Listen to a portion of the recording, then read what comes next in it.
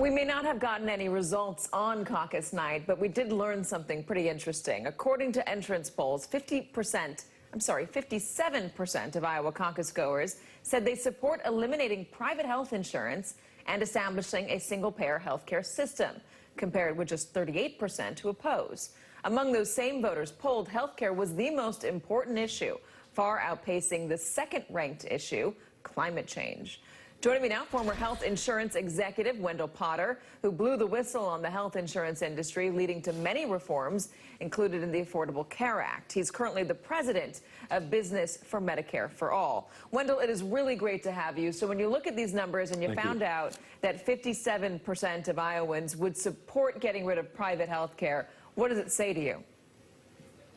Which says to me that the propaganda campaigns that I used to help create and carry out just aren't working anymore.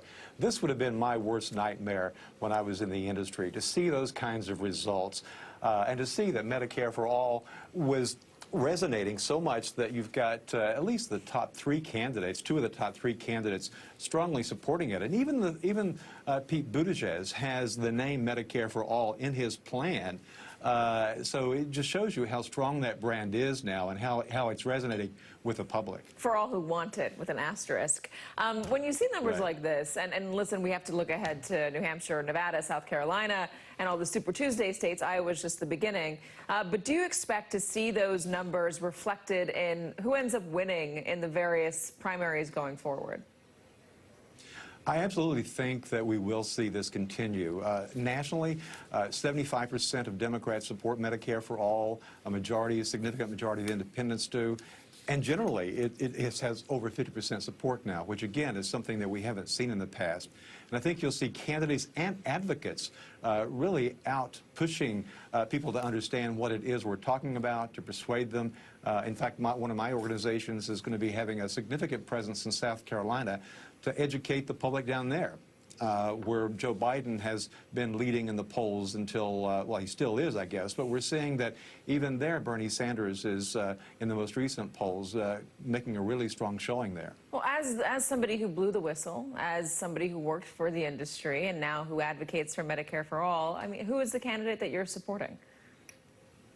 I'm not supporting any particular candidate, as I will not. Well, which plan do you like the best, I say?